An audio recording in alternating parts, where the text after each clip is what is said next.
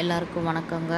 இன்றைக்கி நம்ம சேனலில் ஒரு டிஃப்ரெண்ட்டான போண்டா ரெசிபி தான் உங்களுக்கு சொல்லித்தர போகிறேன்.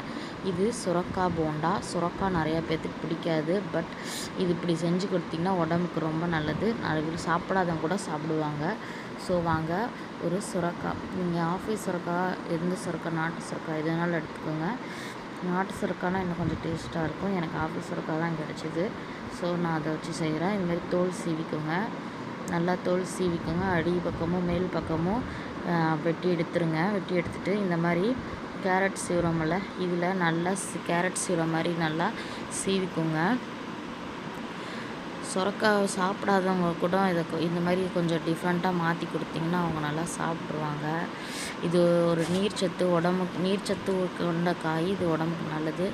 இது நீர் காய்ங்கனால இதில் நிறைய தண்ணி விடும். அதனால் மாவு போட்டு பிசையும் போது மாவு நீர்த்து போயிடும். அதனால் அதில் இருக்கிற தண்ணியை கம்ப்ளீட்டாக ஃபில்ட்ரு பண்ணணும். எந்த அளவுக்கு முடியுமோ அந்த அளவுக்கு நீங்கள் ஃபில்ட்ரு பண்ணிக்கணும். ஏன்னா அப்போ தான் அது கொஞ்சம் நல்லாயிருக்கும். இல்லைனா தண்ணி விட ஆரம்பிச்சிடுச்சுன்னா எண்ணெய் குடிக்க ஆரம்பிச்சிடும். உங்களுக்கு அந்த பதம் மாறிடும். அதனால் முடிஞ்ச அளவுக்கு நல்லா இந்த மாதிரி தண்ணி ஃபில்ட்ரு பண்ணிவிடுங்க. ஓரளவுக்கு பண்ணிட்டீங்கன்னா கொஞ்சம் தண்ணி விடாது. இல்லைனா தண்ணி விடும், உங்களுக்கு எண்ணெய் குடிச்சிடும். அப்புறம் சாப்பிட்றதுக்கு நல்லா இருக்காது. முடிஞ்ச அளவுக்கு நல்லா ஃபில்ட்ரு பண்ணிவிடுங்க. பாருங்கள், இந்த அளவுக்கு நல்லா ஃபில்ட்ரு பண்ணிடணும். கைவிடாமல் ஃபில்ட்ரு பண்ணிட்டீங்கன்னா கொஞ்சம் நல்லாயிருக்கும். இப்போது இதுக்கு வெங்காயம், எவ்வளோ வெங்காயமோ அவ்வளோ வெங்காயம், கொஞ்சம் போண்டாக்கு வெங்காயம் சேர்த்து போட்டால் நல்லாயிருக்கும். சோம்பு கொஞ்சம் சேர்த்து போட்டுக்கோங்க, நல்லா வாசனையாக இருக்கும். அப்புறம் கொத்தமல்லி தழை எங்களுக்கு டேஸ்ட்டு பிடிக்கனால நான் கொத்தமல்லி அதிகமாக போட்டேன். பச்சை மிளகா, காரத்துக்கு பச்சை மிளகாவும் ஆட் பண்ணுவேன், வரமிளகாவும் ஆட் பண்ணிப்பேன். இஞ்சி, கருவேப்பிலை, இதெல்லாம் இஞ்சியோட டேஸ்ட்டு பிடிக்குன்னா இன்னும் கூட நீங்கள் ஆட் பண்ணிக்கோங்க. எல்லாத்தையும் போட்டு நல்லா மிக்ஸ் பண்ணிவிடுங்க. நல்லா A to Z எல்லாம் கலந்து விட்டுடுங்க. அப்புறமா காரத்துக்கு நான் வரமிளகாத்தூள் எடுத்துக்கிட்டேன். அப்புறம் இது சோடா உப்பு, ஒரு பிஞ்சு தான் உப்பு, தேவையான அளவு. உங்களுக்கு பெருங்காயம் தேவைப்பட்டுச்சுன்னா நீங்கள் கொஞ்சம் பெருங்காயம் ஆட் பண்ணிக்கோங்க. நான் ஆக்சுவலி பெருங்காயம் போடல, எடுத்து வச்சா மறந்துட்டேன். நீங்கள் போட்டுக்கோங்க, அது நல்லா தான் இருக்கும். எல்லாம் நல்லா கிளறி விட்டுருங்க. எனக்கு 1/4 கிலோவாட்டம் கடல மாவு தேவைப்பட்டுச்சு. ஸோ நான் 1/4 கிலோவை போட்டுக்கிட்டேன். கொஞ்சம் பிசையும் போது மாவு கூட இல்லை குறையும். அதுக்கு தகுந்த மாதிரி நீங்கள் பிசையும் உங்களுக்கு கொஞ்சம் அந்த அளவு தெரிஞ்சிடும். நல்லா கொஞ்சம் நல்லா பிசைஞ்சுக்கோங்க.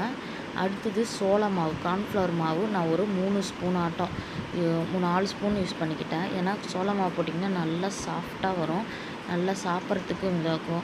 வெறும் கடல மாவே போட்டிங்கன்னா கொஞ்சம் ஹார்டாக இருக்க மாதிரி இருக்கும். சோள மாவு கொஞ்சம் ஆட் பண்ணிக்கோங்க, சூப்பராக இருக்கும். நமக்கு இப்போ பதம் வந்துடுச்சு. என்ன தான் இருந்தாலும் அந்த சுரக்காய் இருக்கிற தண்ணி கொஞ்சம் வெளியே விட்டுட்டு தான் இருக்குது. ஸோ அதனால் நீங்கள் அந்த போடுறத பற்றிலாம் வேணால் பாருங்கள், ஓரளவுக்கு பக்கா வந்துடுச்சு. இதை அப்படியே எண்ணெயில் போட்டு பொரிக்க வேண்டியதான். எண்ணெயை காய வச்சுக்கோங்க. கடன்னு எடுத்து போடும்போது ஹை ஃப்ளேமில் வச்சுக்கோங்க. அப்புறம் போட்டு முடித்த பிறகு ஃப்ளேமை குறைச்சிருங்க. ஏன்னா உள்ளே நல்லா மாவு வேகணும். நீங்கள் ரொம்ப ஹையாக வச்சுட்டாலும் தீஞ்சிரும். இப்போது நான் மீடியம் வச்சுக்கிட்டேன். நல்லா வேகணும். ரெண்டு பக்கமும் திருப்பி விட்டு நல்லா வேக வச்சுருங்க.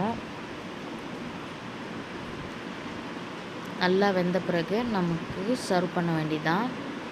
கொஞ்சம் நிறம் மாறணும், ப்ரௌனிஷாக மாறணும்.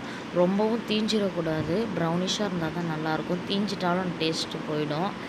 ஸோ நீங்கள் இது கண்டிப்பாக ட்ரை பண்ணி பாருங்கள். டிஃப்ரெண்ட்டாக இருக்கும். நிறையா வகை போண்டா சாப்பிட்ருப்போம். பட் சுரக்காய் போண்டான்றப்ப இதுக்கு ஒரு நல்ல டிஃப்ரெண்ட் டேஸ்ட்டாக தான் இருந்துச்சு.